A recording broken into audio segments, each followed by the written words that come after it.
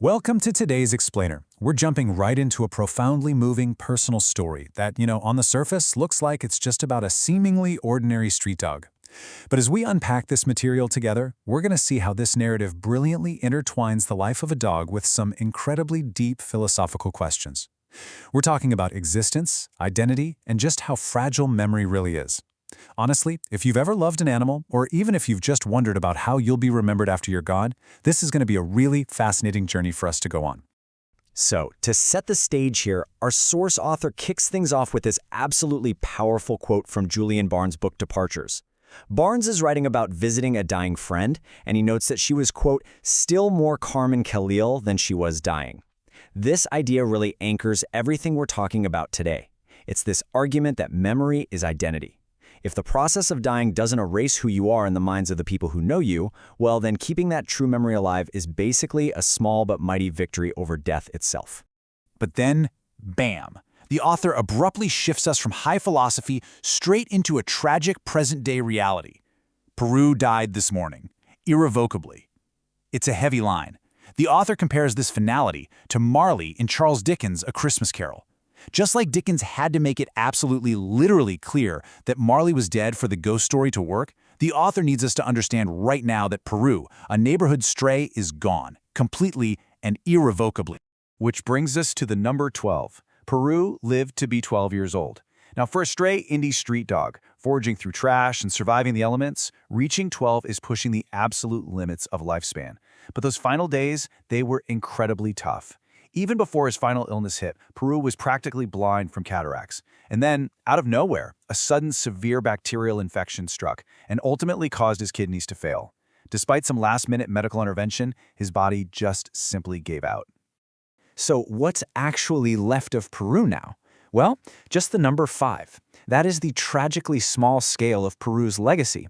Because he was a stray, the author comes to this sad realization that, right now, no more than 5 people in the entire world will even remember he existed. And the author himself, the guy deciding to chronicle this whole story, realizes he has exactly 3 distinct memories of this animal. Think about that for a second. Just 3 memories to construct an entire identity. Part 1.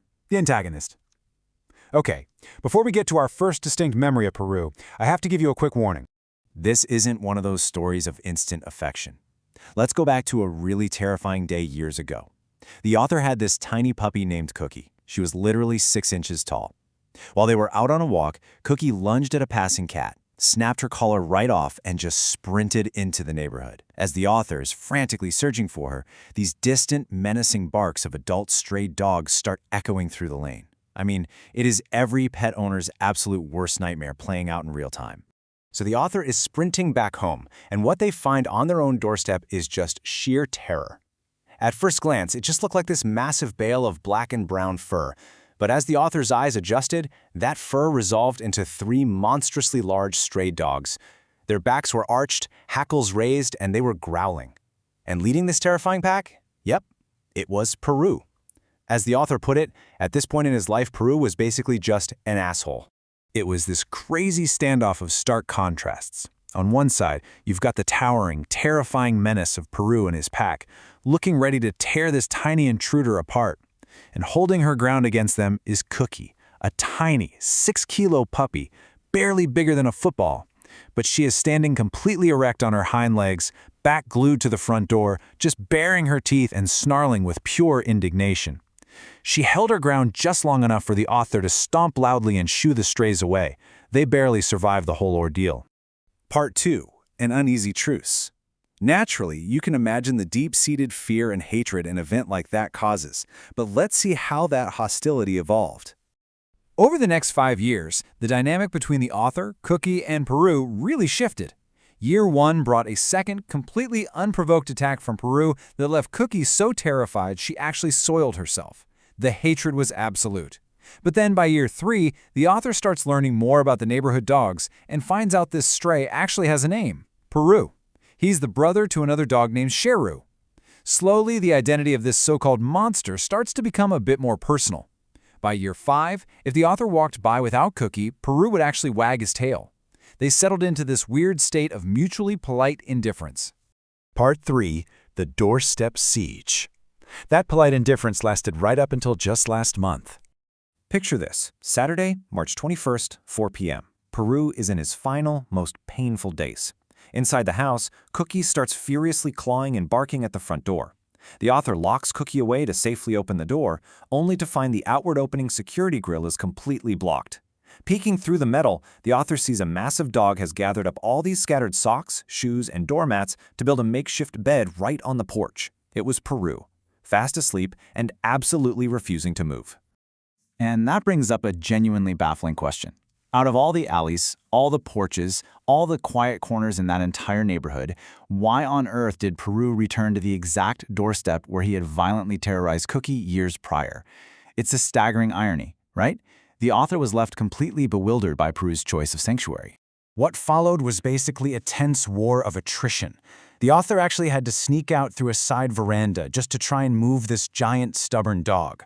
They tried offering treats, they tried gently prodding him with a stick. Nothing worked. Finally, around 7:30 p.m., Peru moved his little siege just slightly, nesting on some broomsticks over on the landing. Hours after that, he finally got up, revealed this terrible, painful limp, and slowly made his way over to a neighbor's porch. Part 4. An unexpected connection. This is where the frustration and fear of that siege suddenly pivot into profound empathy. Seeing Peru in such agonizing pain changed everything. The author and the neighbor actually teamed up. They managed to load this lifelong, wild street dog into a car for a midnight vet visit. And there, they discovered the limp wasn't a fracture at all, but this severe, excruciating skin infection that had spread deep down into his paws. Peru was immediately admitted to the clinic for an intensive course of antibiotics. So the following Tuesday night, the author goes to visit Peru at the hospital.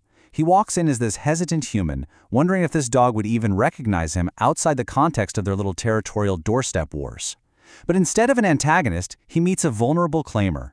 Peru looks at the author, tentatively walks over, sniffs his hand, and then he just rests his heavy chin entirely on the author's knee. And he holds it there for the longest 20 seconds of the author's life. The author writes, quote, "In that fleeting moment, he had forever claimed me. That single, deeply vulnerable gesture, it completely overwrote 12 years of history. It took the identity of the antagonist, the monster on the porch, and transformed Peru into a cherished, gentle soul in the author's mind." Part 5. Memory, Identity, and Legacy. Let's bring this story full circle back to the philosophy we started with. As the author reflected on Peru passing away, they had this terrifying realization about how quietly our memories actually fade. Recently, the author's mom had shared a photo of Timmy, the author's very first childhood dog. And the shocking part? The dog in the photo looked absolutely nothing like the dog the author remembered. The actual, physical face of a deeply beloved childhood pet had just completely vanished from their mind. It really highlights that deep fear we all have of letting the animals and people we love truly die, simply because we failed to retain their true memory. They say you only truly die when nobody remembers you. By chronicling this exact story, the author made sure that Peru, a stray dog with only 5 people in the world to mourn him, is going to live on. His true identity is preserved right here in these memories. So I want to leave you with this to reflect on today. How will you keep the true identities of those you've lost alive? Thanks so much for joining me for this explainer, and I will catch you on the next one.